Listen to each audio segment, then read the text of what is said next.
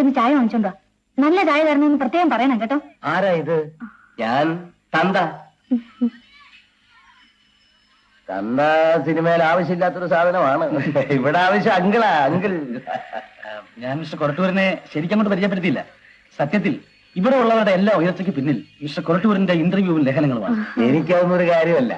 പക്ഷെ അഹങ്കാരം കാണിക്കാൻ പറ്റില്ല. ഈ വളർത്തി വിറ്റ് വരുമ്പോൾ ഒരുപാട് അഹങ്കാരം നന്ദിയോടൊക്കെ ഉണ്ട്. അങ്ങനെ കണ്ടാ അപ്പൊ തകർക്കും. മിസ്റ്റർ കൊരട്ടൂരിന്റെ ഒറ്റ ലേഖനം മതി ഉയരാൻ. അല്ല, താഴെ പോകാനും ഒന്ന് മതി. ചുരുക്കത്തിൽ നിഗ്രഹാനുഗ്രഹ ശക്തിയുള്ള ഒരു സാക്ഷാൽ പത്രപ്രവർത്തകനാണ് ശ്രീ കൊരട്ടൂർ. കരുതിയിട്ടുണ്ടല്ലോ അല്ലേ? Lodge board സംഘടിപ്പിക്കാം. ഏറ്റാ ഏറ്റാ മതി. പോൾരാജ് മദ്രാസിൽ വന്ന് സിനിമയിൽ അഭിനയിക്കാൻ വേണ്ടി ചാൻസ് ഇല്ലാതായപ്പോ ഞാൻ ഇയാളെ അസിസ്റ്റന്റ് ഡയറക്ടറായി. ഇപ്പൊ ഞാൻ ഡയറക്ടർ ആകാൻ പോകുന്നു. അടുത്ത ലക്കത്തിലേക്ക് അത് കലക്കിട്ടുണ്ട്. ഡയറക്ടർ പോൾ രാജിന്റെ 7 ചിത്രങ്ങൾ. 7? എന്താ എണ്ണം കുറച്ച് കൂടിപ്പോയില്ലെന്നൊരു സംശയം. ഒരു സംശയം വേണ്ട. ഒരു പടം ഉടനെ ഇറങ്ങാൻ പോകുന്ന തീർച്ചയാണ്. ബാക്കി 6 ആലോചന ഇരിക്കുന്നു. എന്താ ആലോചിക്കാൻ പാടുന്ന നിയമമുണ്ട്? ഒന്ന് ചുമ്മാ ഇരിക്കും പോൾരാജ്. സിനിമയിലെ പത്രപ്രവർത്തനെ കുറിച്ച് VS കൊരട്ടൂരിനെ ആരും ഒന്നും പഠിപ്പിക്കണ്ട. നമുക്ക് തുടങ്ങല്ലേ? എന്താ കൊരട്ടൂരിന് ശാന്തമ്മ കുറച്ച് ഫോട്ടോ എടുക്കണം. അയ്യോ പിന്നെന്താ, എടുത്തോളൂ. ഈ പരസ്യത്തിന് ആവശ്യമുള്ള പടങ്ങളൊക്കെ ഞങ്ങൾ എടുക്കും. അതിന് മറ്റൊന്നും വിചാരിക്കരുത്. എല്ലാം ഞങ്ങൾക്ക് വേണ്ടിയല്ലേ. ഈ സിനിമാ നടികളുടെ ശരീരത്തിൽ ജൗളി ഇല്ല എന്ന് പറഞ്ഞിട്ട് വേളം ഉണ്ടാക്കാറുണ്ട്. പക്ഷെ അവർക്കും കവറടിക്കാൻ വേണ്ടി ജോലി ഇല്ലാത്തവൻ നിങ്ങളുടെ പടം തന്നെയാ. എല്ലാം വെറും കച്ചവടം. പാവം ജനം എന്തറിയുന്നു.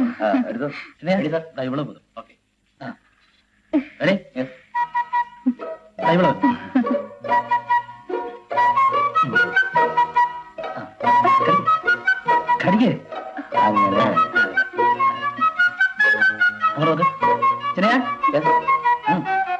ചെറിയാ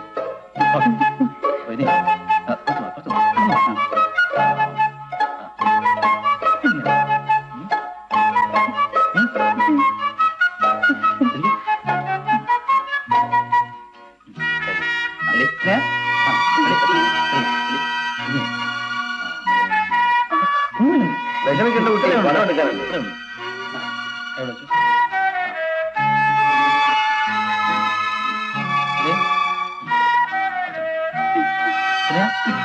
മതി. ഈ പടങ്ങളൊക്കെ ഇട്ട് ഞാനൊരു കലക്കം കലക്കേക്കാം. നേരെ ഇവിടെയൊക്കെ പോയച്ചാ മതി. നമുക്കൊരു ഇന്റർവ്യൂ ഉണ്ട്. ഇന്റർവ്യൂ അതൊക്കെ ഞാൻ കാഴ്ചയേക്കാം. പിന്നെ ഒരു കാര്യം, ഈ ശാന്തമ്മ എന്നുള്ള പേരൊന്ന് മാറ്റി. ഈ പേര് സിനിമാറ്റി അല്ല. നാട്ടിൽ നിന്ന് പോരുമ്പോഴേ പേര് മാറ്റിക്കൊണ്ട് പോരണമെന്ന് ഞാൻ ഇവളോട് പറഞ്ഞതാ. നീ കേട്ടോടി മോളെ. ഇപ്പോഴെങ്ങനെ ഇരിക്കുന്നു? ഞാൻ ഒരു പേര് പറയട്ടെ. ശാന്ത വിശാലം. നല്ലതല്ലേ? പേരിന് അർത്ഥമുണ്ട്, കൂടെ അമ്മയുണ്ട്. ശാന്ത വിശാലം. அப்படியான விசால சாந்தம்னு போடுங்க சார். முதல்ல வந்து அம்மா தானே. നിങ്ങൾക്ക് ഒരു ചുക്ക് അറിയാൻ പാടില്ല. ഞാൻ ഈ നരികൾക്ക് പേരിടുന്ന ഒരു ടെക്നിക് ഉണ്ട്. ആരാധകർക്ക് പെട്ടെന്ന് പറയാൻ പറ്റുന്ന പേരായിരിക്കണം. എന്നാ ആശാന്റെ പേരിട്. ഇടട്ടെ.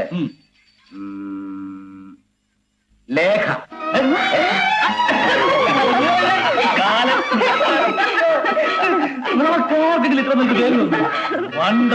നല്ല പേര്.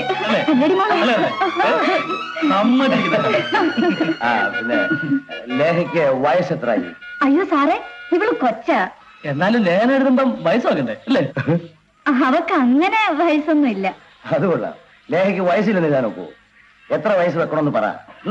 15, 16, 17. അയ്യോ അങ്ങോട്ട് പോകണ്ട കേട്ടോ. എന്നാ പിന്നെ നടുക്ക് കിടക്കട്ടെ. 16. ലേഖയുടെ ഹോബി എന്താണ്? എന്നുവെച്ചാൽ കൂടുതൽ താല്പര്യമുള്ള വിനോദം എന്നർത്ഥം. എന്താടി മോളെ നിന്റെ താല്പര്യം? എനിക്കറിയില്ല. എന്നാ കഥയും കവിതയും തട്ടേക്കാം. സാഹിത്യരംഗം. അയ്യോ അത്രയും വേണം. ആരെങ്കിലും ചോദിച്ചാൽ കഥയും കവിതയും വായിക്കാനുണ്ടെന്ന് പറഞ്ഞാൽ പോരെ. ഇയാളാണ്. എന്നാ പിന്നെ ഞങ്ങൾ ഇറങ്ങട്ടെ. ബാക്കി ഞാൻ തട്ടേക്കാം. പോകാൻ പോലെ നടന്നു ഞാൻ പറയാൻ. ഓ, നിങ്ങൾ സ്വന്തക്കാരാണ്.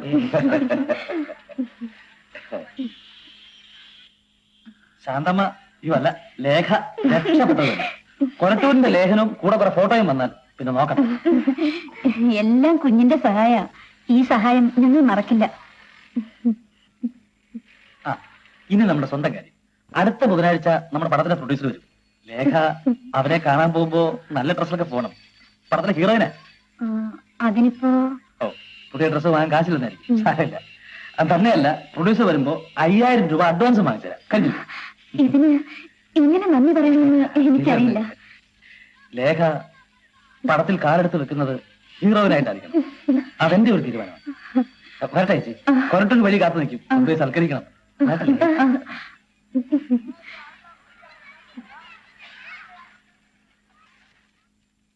ഇത്രയും നല്ല മനുഷ്യരുണ്ടോടി മോളെ സിനിമയില്? കണ്ടപ്പോഴേ എനിക്ക് തോന്നി നല്ല ആളാന്ന്.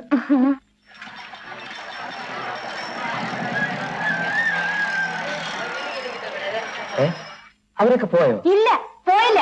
അവർക്ക് ചായ മേടിക്കാൻ പോയ ആളാ. എവിടെയായിരുന്നു ഇതുവരെ? എടി എവിടെ ചെന്നിട്ട് ചായയില്ല, കാപ്പി മാത്രമുണ്ട്. പിന്നെ അവസാനം ഒരിടത്തുനിന്ന് കിട്ടി. ഈ വേല വിശാലത്തിന് മനസ്സിലാകില്ലെന്ന് കരുതണ്ട കേട്ടോ. ചായ മേടിക്കാൻ വിട്ടതിലുള്ള പ്രതികാരം. സ്വന്തം മകളോട് പോലും സ്നേഹമില്ലാത്തൊരു ശത്രു.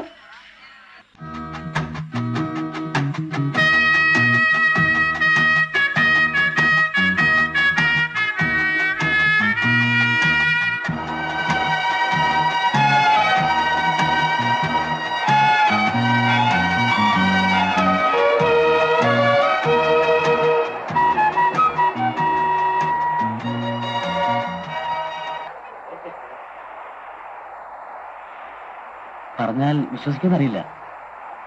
അന്ന് ആദ്യമായി ലേഖ കണ്ടില്ലേ?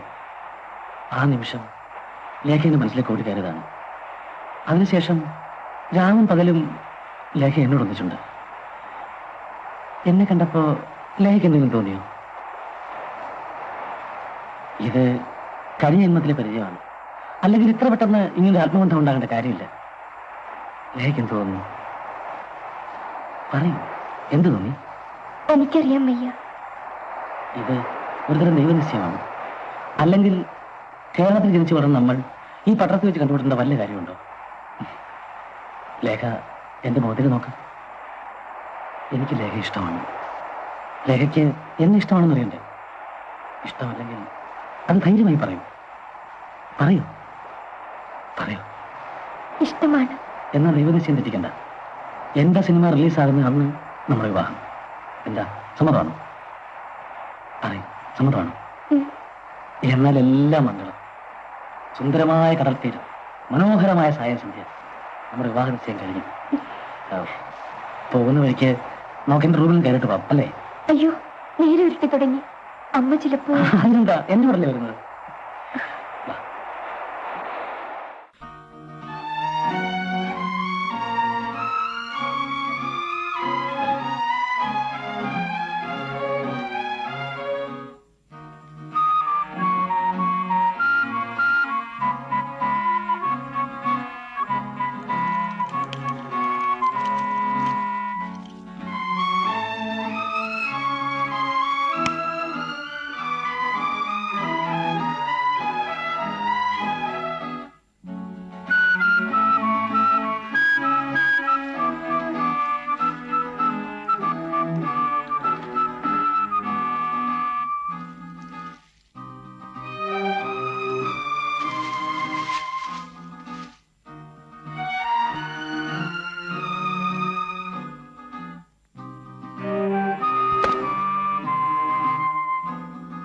ഇതൊന്നും ഇടാമോ? വേണ്ട, വീട്ടിൽ പോയിട്ട് മതി. അതെന്താ, ഞാൻ സഹായിക്കാമല്ലോ. അയ്യോ വേണ്ട. ലേഹ ആദ്യമായിട്ട് മാക്സിഡേ അല്ലേ? അത് ആദ്യം കാണുന്നത് ഞാനായിരിക്കണം. അതുകൊണ്ട് പറഞ്ഞതാ. ഒരു ചെറിയ സ്വാർത്ഥത, അത്രേ ഉള്ളൂ.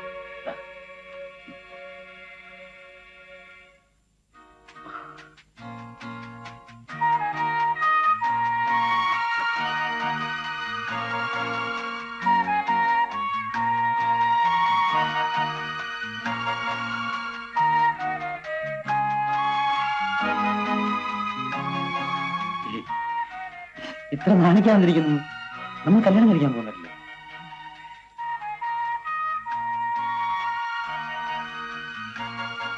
ബ്ലൗസിന്റെ മോളിൽ ഇട്ടാ ശരിയാവില്ല.